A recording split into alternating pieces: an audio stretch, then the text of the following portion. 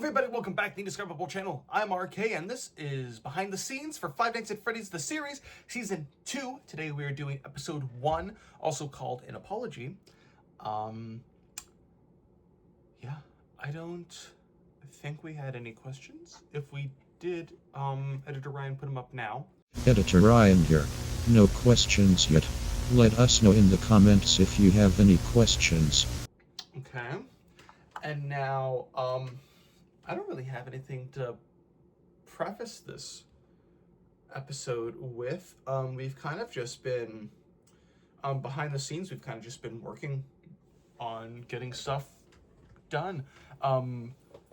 Mainly we have Jewel 2026 coming up in July, and so we're like working on that stuff. And then we have a lot of planning for projects and shows that we want to do. So not really anything crazy.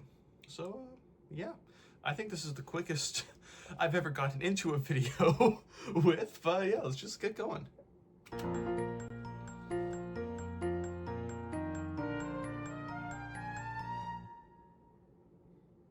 Welcome back to another night of intellectual stimulation, pivotal career choices, and self-reflection on past mistakes.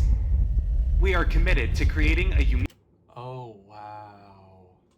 You can see exactly where one of the effects overlays that I use cuts off. Oh, that's beautiful. I already talked about this in episode 1 of season 2. I think this is the last time we see this specific beautiful work. I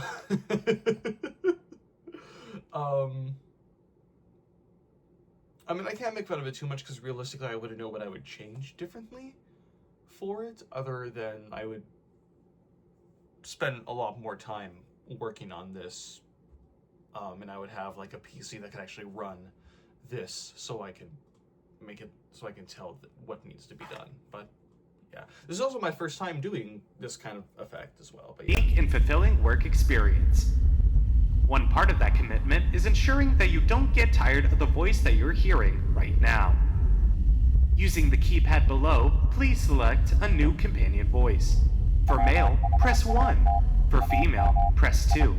For text only, press 3. For other options, press 4. It seems you had some trouble. I forgot about this. This is going into theory territory. And kind of just this is like my personal headcanon / theory. That's meant to be the Mimic.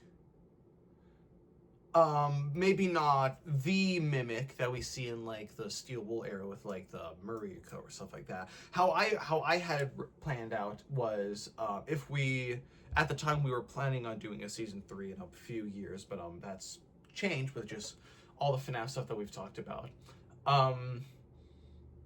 The original idea was to connect it would be with Afton, after the Afton would have stolen the Mimic system and tried to build his own in order to rebuild his family and stuff like that. That was kind of like the main theory that we had, before Secret of the Mimic, and like right around the time of, I think Ruin would have come out around the time we did this. No, it would have been,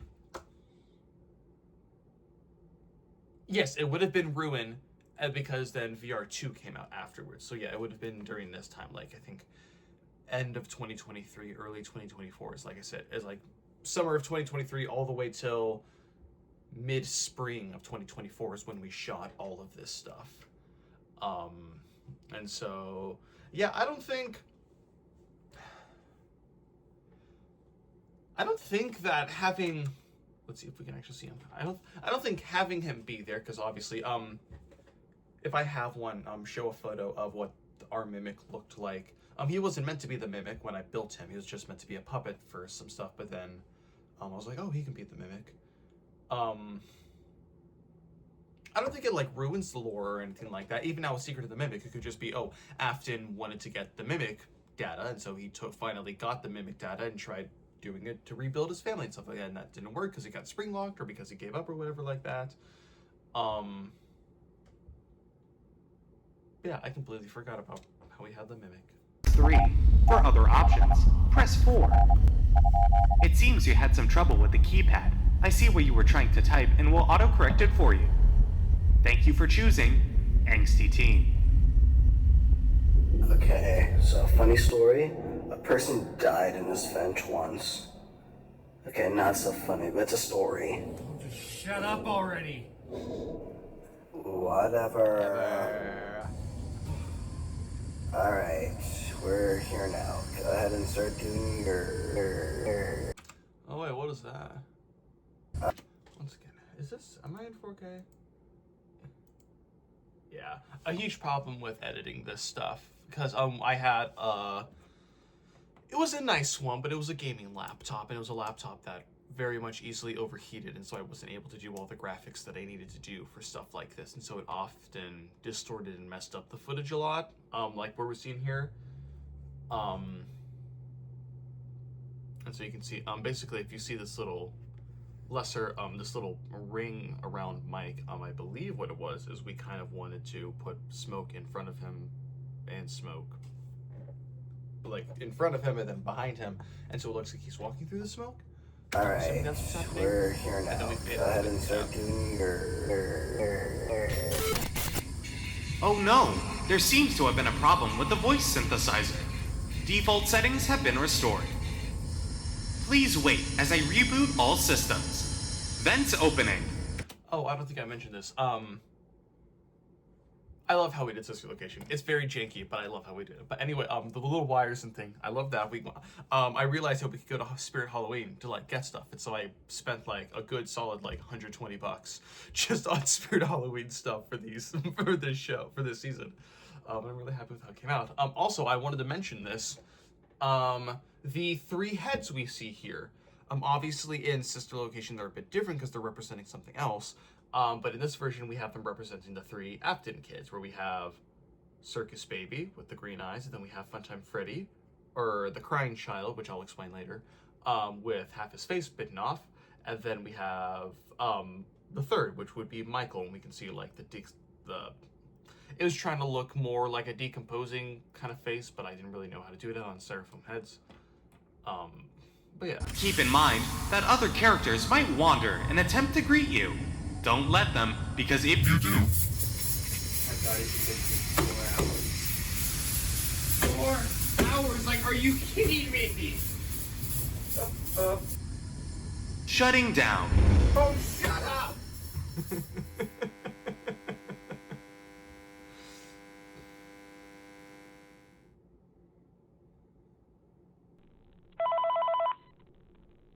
And then here is one of my most proudest chunks of this whole show.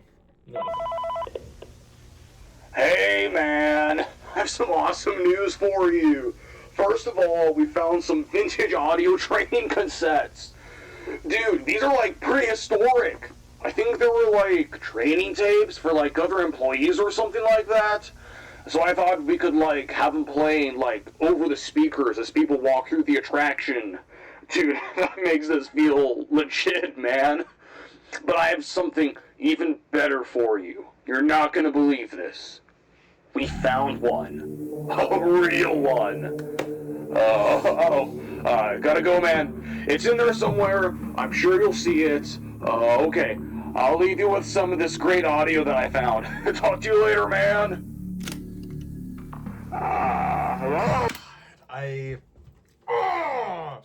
Just that one shot, and then the music, and Logan, I already said, Logan does all of our music for the channel, especially for projects like these, and he just nailed it. FNAF 3, these section is probably one of my proudest moments of our whole FNAF show, because it is very much all of the tricks and all of the work that we put in from season 1, because I think at the time we did these parts of season 3, we did The Office in 2024 in like I think February, something like that. We did the hallways with like mainly Springtrap and like some stuff that we'll see onwards in the future in the December of 2023. And just at that point, we basically shot the whole show, because I think all of 2023 we did all of what we're going to see in the future episodes, all the Charlotte stuff, all of the big FNAF 6 stuff that wasn't The Office. We did all the FNAF 3 and William Afton stuff. We did all of Sister Location. And then just by the time we got to this phase of shooting, we just had The Office for FNAF 3 and FNAF 6. And so we literally had, what, it would have been 3 or 4 years of just us just working together and knowing how to do FNAF with season 1 and now season 2. Just all of it comes together, and you can see that where it's like, kind of like, hey, so, you know, season 1, we had to, like, cut stuff in. These are all the heads that we used in season 2 finally paying off for, like, more of, like, oh, this builds the world. We have a monitor that we used in season 1. Like, I don't think we had to buy that much for anything. I think the Freddy Squishy was, like, the main thing we bought, and then, like, the Spirit Halloween stuff, like I said.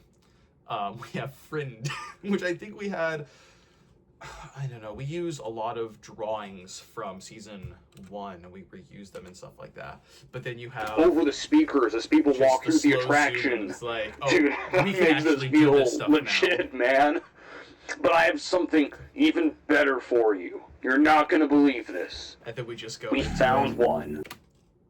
And then we just have, once we switch to the shot, just the music playing. We have a little light in Chica's head to glow and stuff like that. Then we just have, in the background, just Springtrap, which is... This shot is one of my favorite shots. A real one. Gotta go, man. It's in there somewhere. I'm sure you'll see it. Okay. I'll leave you with some of this great audio that I found. Talk to you later, man. We have Connor, who is our night guard, and stuff like that. Hello.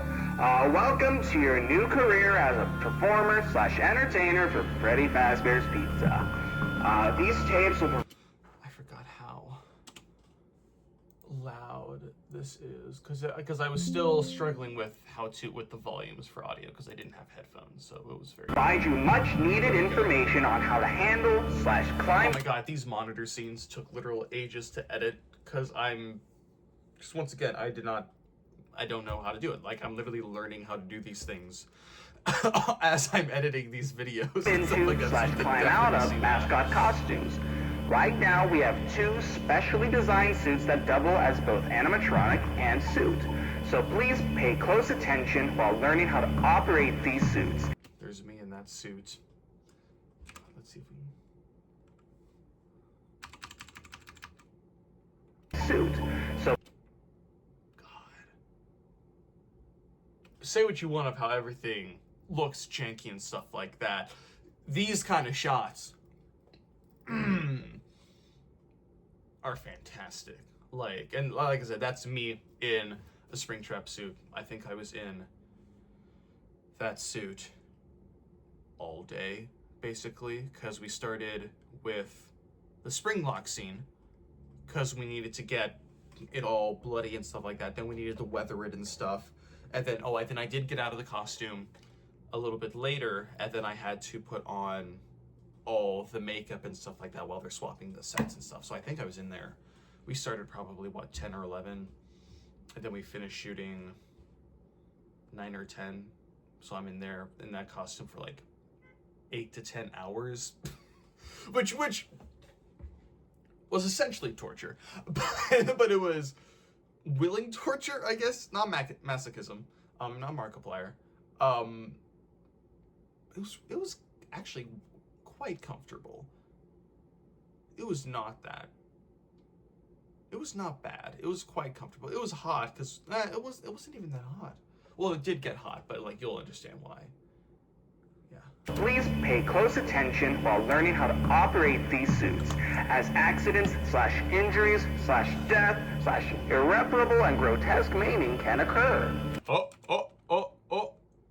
Injuries / death / irreparable and grotesque... Yeah.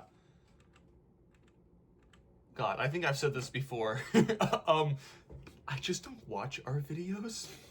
It's nothing wrong with them. Like, I love them. Oh, no! Wait a minute. It's nothing like, oh, I hate this or I hate that or anything like that. It's just I don't. Yeah, that's our crying child. I think that design was from season 1, I think.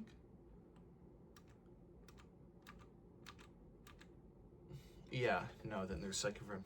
Yeah, no, so like like once I edit the videos and I review them and I send them to Logan to score and I finish all the edits and stuff like that, I just upload it and I don't really deal with it. I kind of just move on to the next thing. And so like I said, I think I said once again, I said this before, I think this is my first actual time watching through everything after I've uploaded. Which isn't technically the best thing, because there could definitely be stuff I missed that I like, oh no! But it's too late then, but like, yeah, so I'm surprising myself. A grotesque maiming can occur.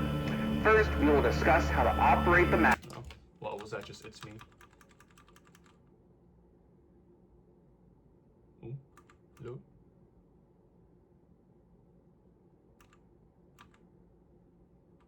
How about this? Irreparable and grotesque maiming can occur. First, we will discuss how to operate the mascots when they are in animatronic. Oh, yeah. Sorry, the point to that. The thing with probably the biggest hurdle we had story-wise with FNAF 3 was the happiest day. And like the actual ending of FNAF 3, which is what is the true ending, what isn't the true ending, and stuff like that. And I kind of came to the conclusion that both were true because of the dual golden Freddy the dual golden Freddy theory that was really popular at the time of me writing and stuff like that. And I feel like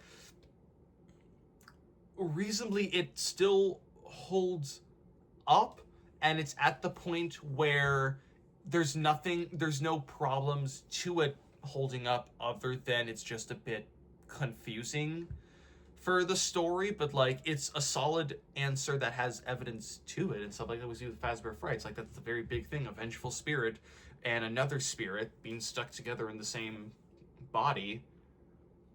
And so yeah, I wanted to make sure we introduced the crying child as soon as we could in FNAF 3, even though it was just like this little like one frame thing, just so we can show like, hey, this is the Golden Freddy that is present with us, because we will see later on where the whole fun time molten MCI theory and stuff like that, we went in that direction because it makes sense for the Happiest Day minigame.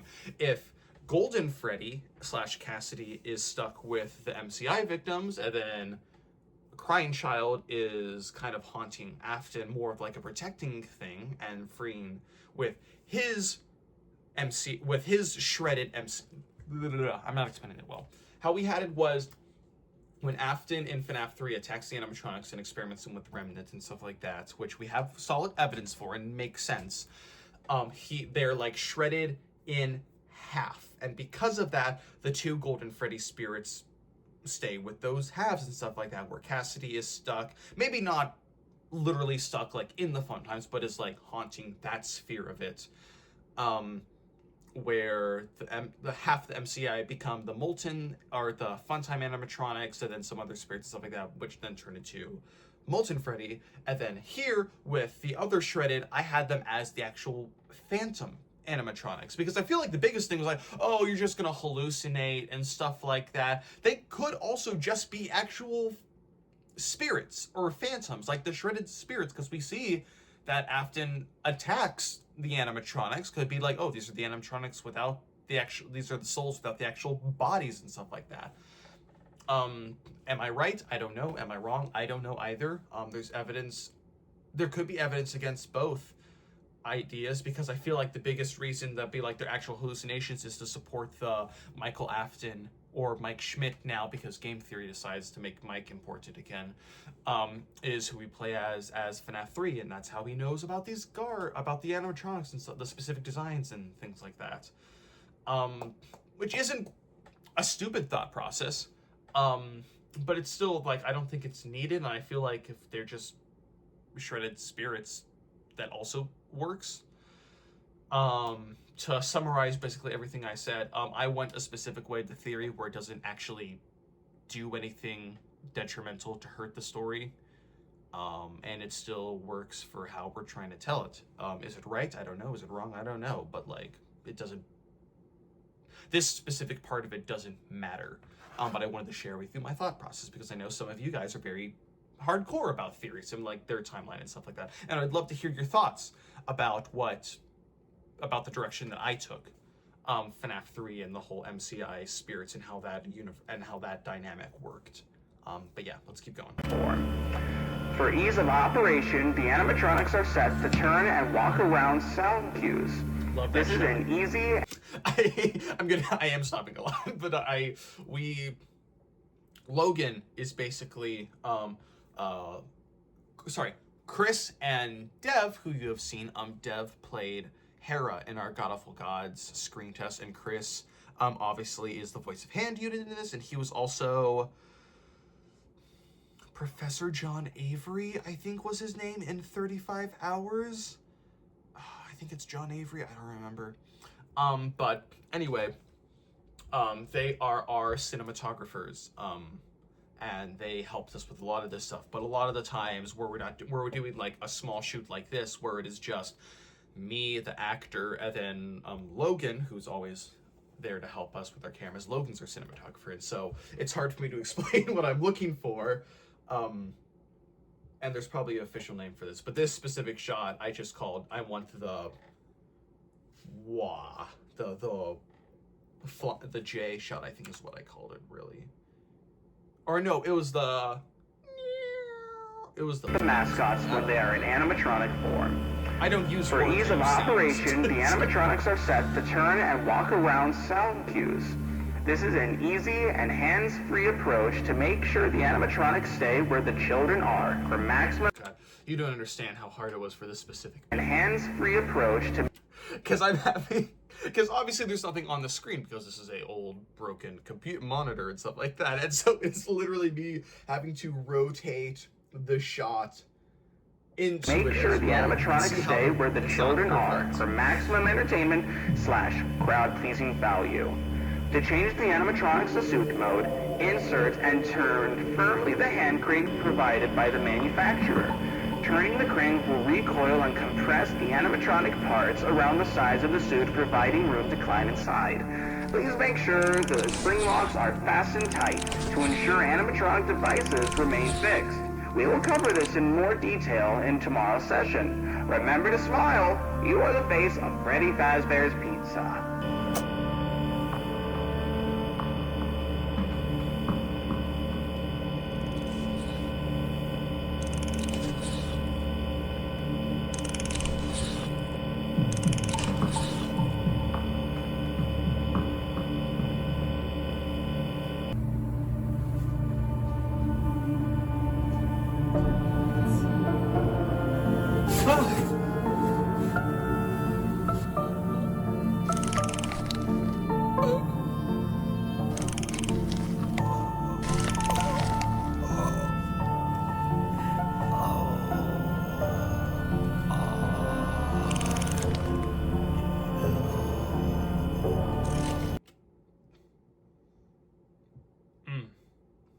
So much. We're about to go into another scene, so before I go into that, could just be me. I love horror, and I love these designs and stuff like that, so I'm probably biased. I tried my best whenever I designed these animatronics to not look scary, because I feel like that's the biggest thing that people go the wrong way when it comes to designing like fan games and like fan films and stuff like that. They try to make them purposely uncanny and creepy, when realistically they're not meant to be. They're meant to look cute and cool and stuff like that. And I tried my best, especially with Spring Bonnie here. Like, obviously he's withered and stuff like that, and so he looks a bit creepier, but like his actual design as a character doesn't look creepy. It can, but like it's not designed to be creepy. And I feel like that's, like I said, that's where a lot of people go wrong with designing these characters, where they're not meant to be creepy. The situations, the context of them make them creepy. yeah, obviously they can be uncanny and stuff like that, but that never was like old animatronics, like with like the Rockafire Explosion or Pizza Time Theater and stuff like that. Like those characters were like a little uncanny, but they weren't creepy. I think. Once again, that's my opinion. So like when I'm designing Springtrap or any animatronic, I'm never going for like, oh, what makes them look the creepiest. But yeah.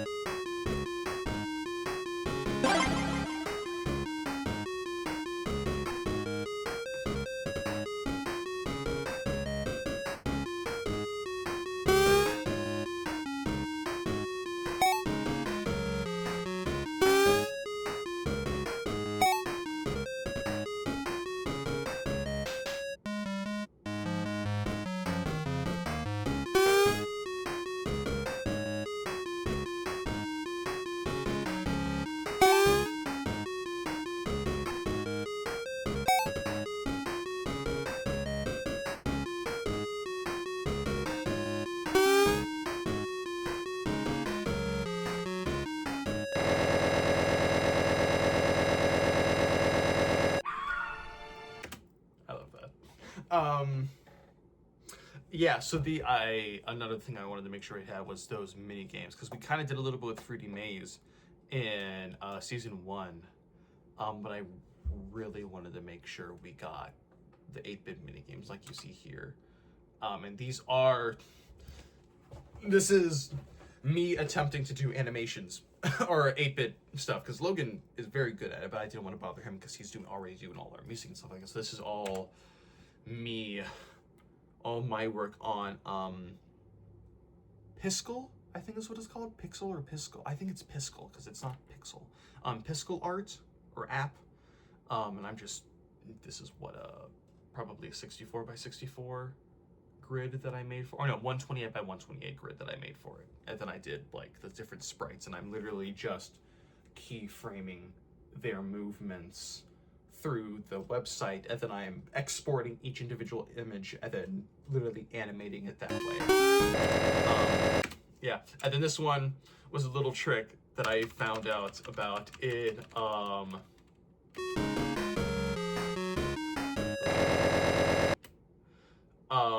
with the game Shipwrecked 64, I think is what it's specifically called.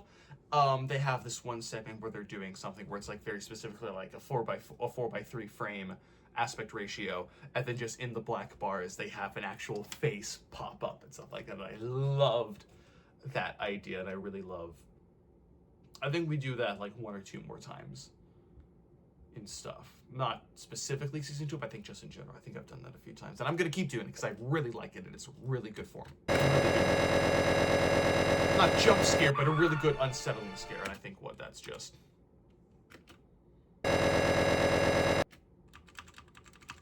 I'm assuming that's just Springtrap. Or Afton. Or what we call it now, the Yellow Rabbit. Instead of Spring Bonnie.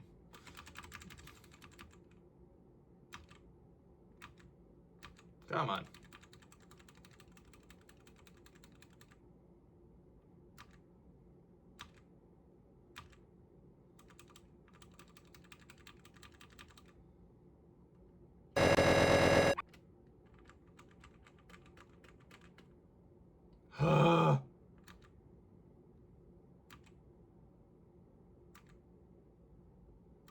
There it is. Okay, yeah, it's the Yellow Rabbit. That's still the design that we use to this day.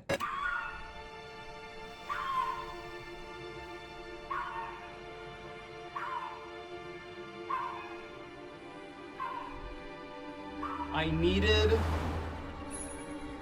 redemption for this scene because I needed to make it our version, basically. This is just the same footage that we did all the way back in 2019 that we saw in episode 1 of season 1. Like, this is the same footage and stuff like that, but I needed to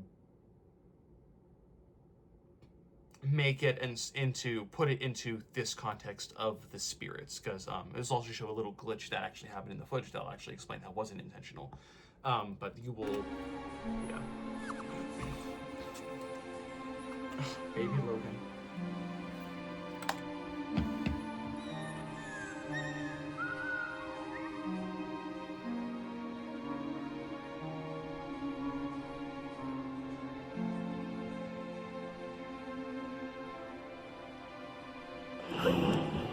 What's wrong?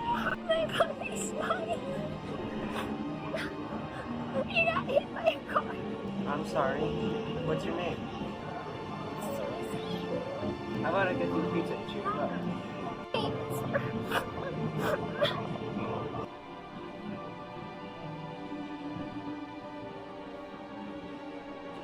I also wanted to add this scene in here because it also just, like, once again, just to put it as. Stop.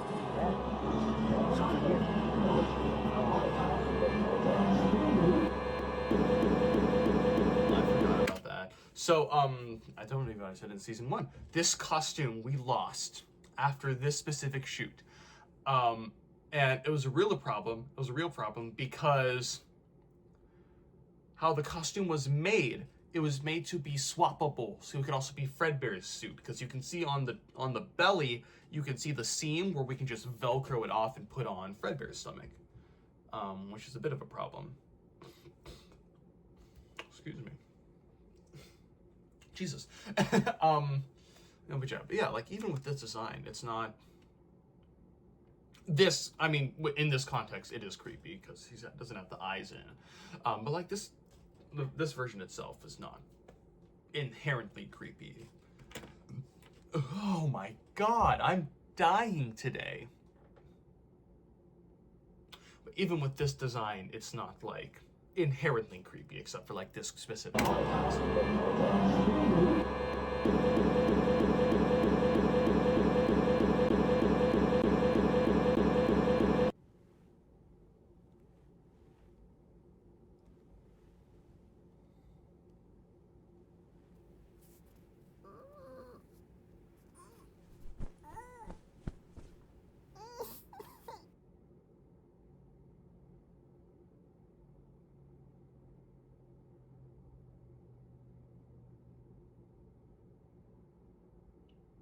This is where the glitch happened. This is exactly where the glitch happened, and I know exactly why. As I was editing episode 2, and I was backing it up, I ran out of storage on my laptop, and so I had to clear stuff out. But what I forgot to do was what I accidentally did was deleted all of the render files and the editing sets. And so basically I deleted the entire episode. And at that time, I think I did episode 2 and 3. So both of those episodes were just gone. And I managed to get it back. But the biggest hurdle was with with the export that I managed to get back. It was just, it literally, like, you can see, it just pauses like this, and then that's just it. I think I have the footage, the raw footage, and I can try to put it back together and show it to you guys, and it'll be right here.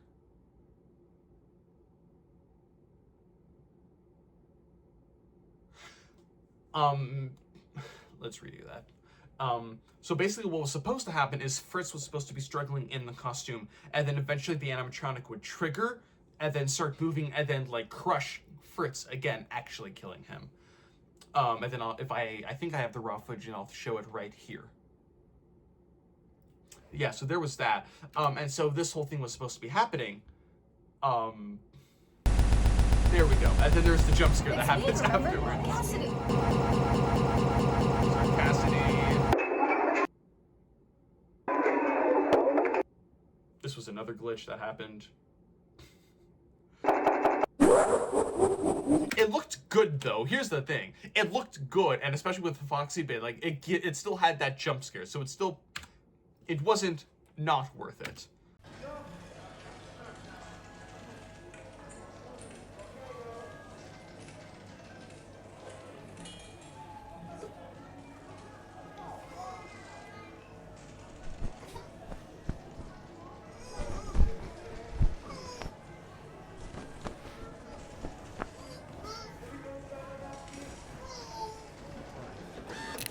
Yeah, you give me a pirate, but it's gonna cost you an I and an R.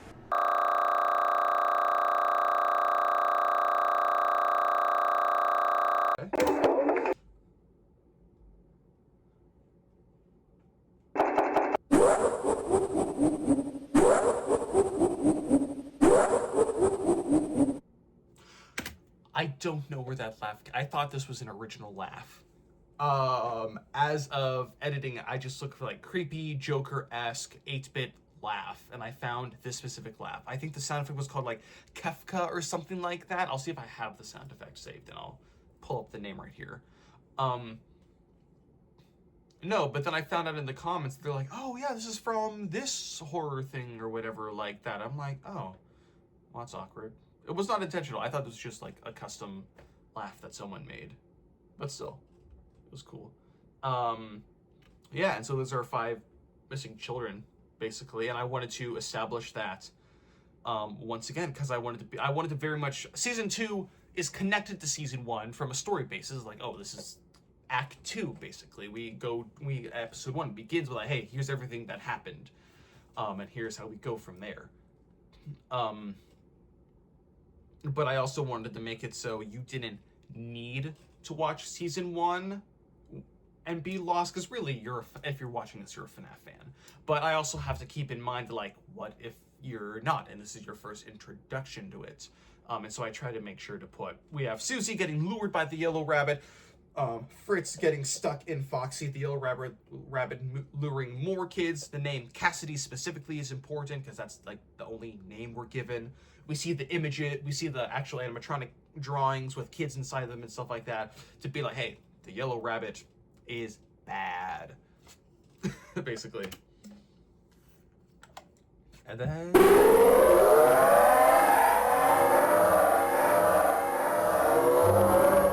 you can see, if you look close enough, you can see there's a little smiley.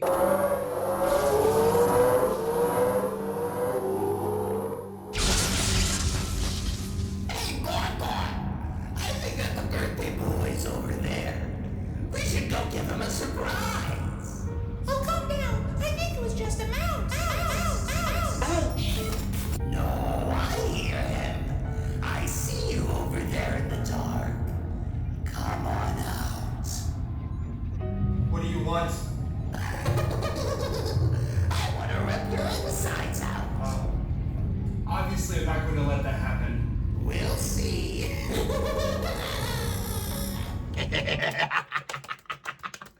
I love that.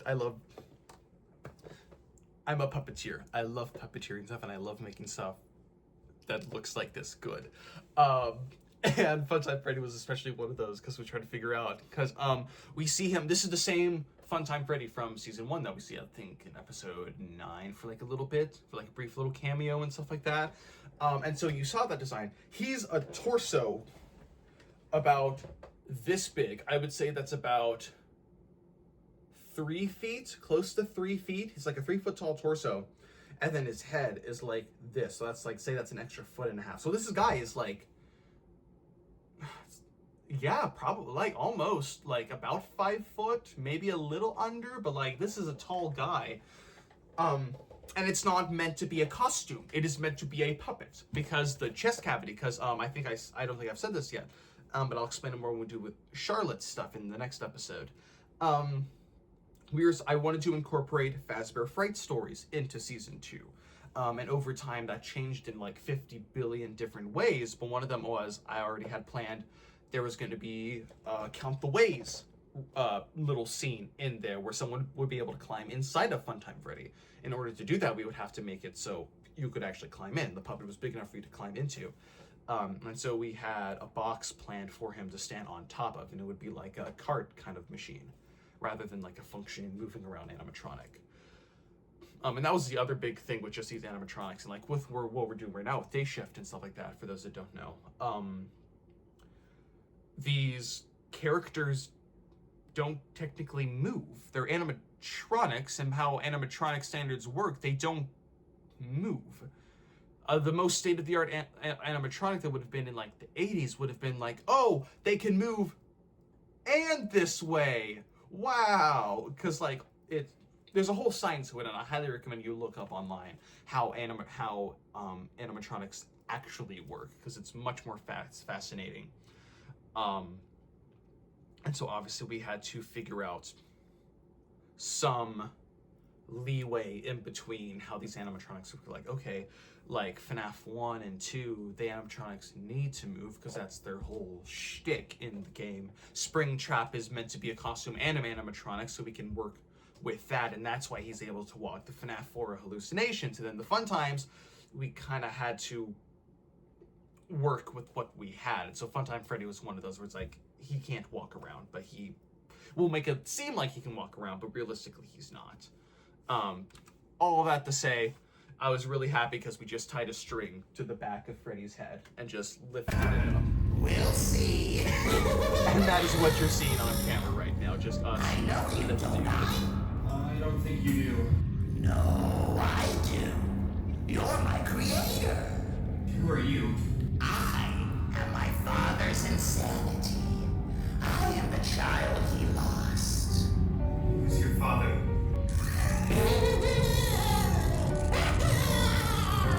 I think you know, Michael.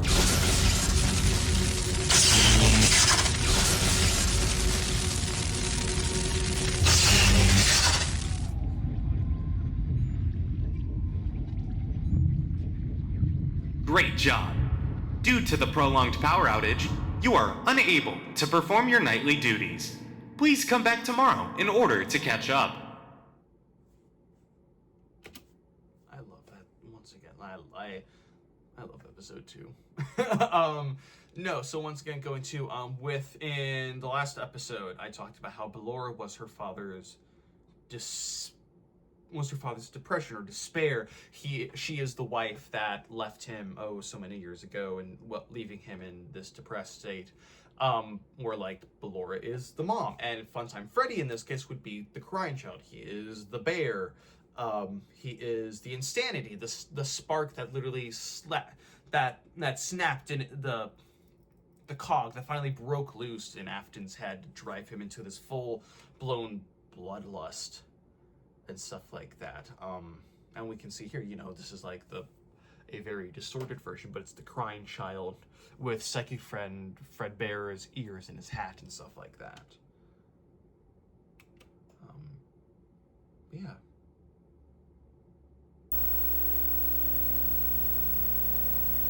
It's my favorite show. As the sun sets, so also does another chapter in the saga of love lost between Vlad and a distressed mistress. Can they be reconciled? Can their love rise again? That and more happening now. Clara, the baby. I spelled malfunction wrong. Wait. No, I was about to make a bit like how last episode where the whole thing was like, oh, it's a very low budget, it's a very string shoe budget show. That would be like, oh, the last one, the boom arm kept attacking Clara by mistake. But now this one is like the camera malfunction.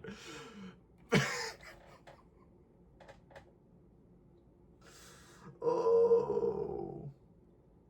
It's very on brand. That was not intentional, but it's very on brand for the show. This is mine. It is Vlad. They have trouble catching him in the nursery today. So what? Lots of kids get hyper and run around Loud and and stuff. stuff.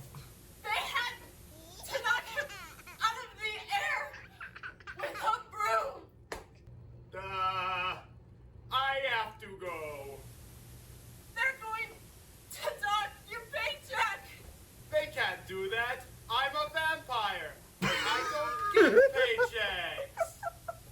You work the graveyard shift at Friday Taco. Don't lie to me. Oh, the humanity! When will the heartbreak end? When will these two ships passing in the night rekindle their long-lost love? Tune in to... I said this last episode, we did these little backgrounds that you see, they are AI. This was before I fully understood how AI was a bad thing and how negatively it was being used and stuff like this. Was when it was so like, oh, it's a cool little janky image generation thing.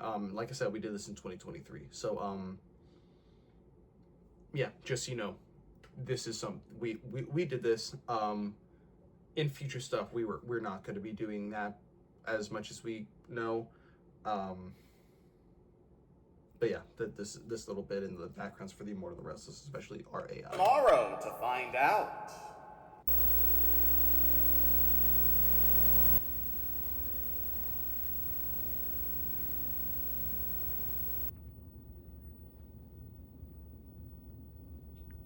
Michael? Yes, Father? Where are you going? Some friends and I are going to watch a film about a man-eating plant. With my car? No, Father. One of my friends is going to pick me up. Fine.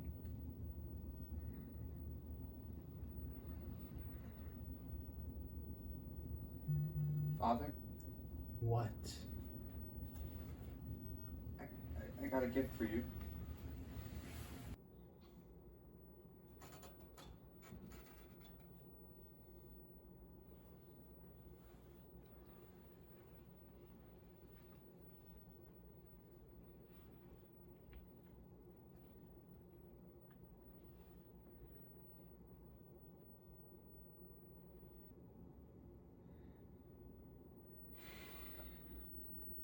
I tried to clean it and... How dare you! After what you did to your brother, you have the audacity to take the only thing I have left of him! You are a pathetic creature that is only alive to make amends for the sins you made! Get out!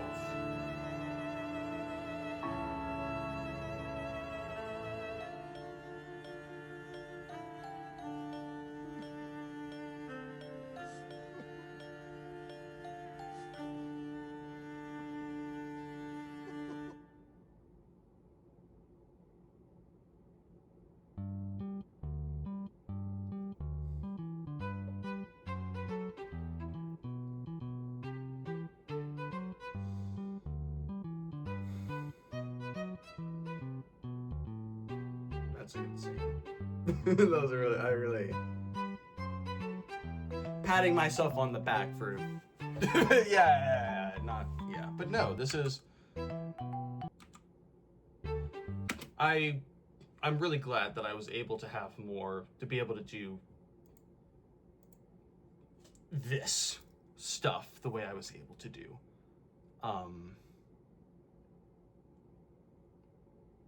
Yeah, this is a different TV. I think this is not the one we use in FNAF 4. But this was, I think we got it for this show.